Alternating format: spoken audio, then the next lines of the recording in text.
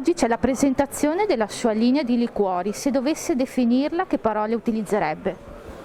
Artigianale e soprattutto con un occhio a quella che è oggi la qualità, per cui una qualità più sostenibile e più in linea con quelle che sono le esigenze. Prima lei ha fatto riferimento alle difficoltà che ci sono state in questi 2 anni e che tuttora ci sono.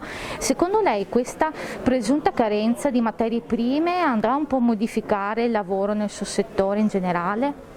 No, magari lo migliora, speriamo, perché magari ci mettiamo in testa che abbiamo tantissima terra da coltivare e visto che non tutti hanno il lavoro, magari qualcuno si rimette a fare anche la lavorazione della terra ed avere materie prime autosufficienti.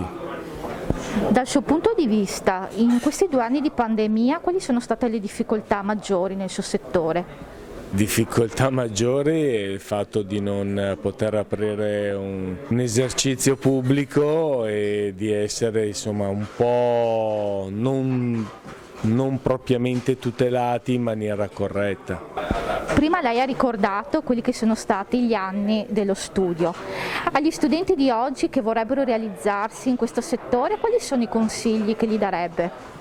I consigli ai giovani sono sempre gli stessi: andare via da qua, andare via da casa, andare ad imparare fuori e poi tornare, perché c'è bisogno poi di riportare a casa il valore e cercare di svilupparlo qui, nel proprio paese. Velocemente una ricetta facile da fare a casa, che cosa ci consiglierebbe? L'uovo, 2 uova o rotte o bollite o in padella, ma 2 uova, costa poco e rende tanto.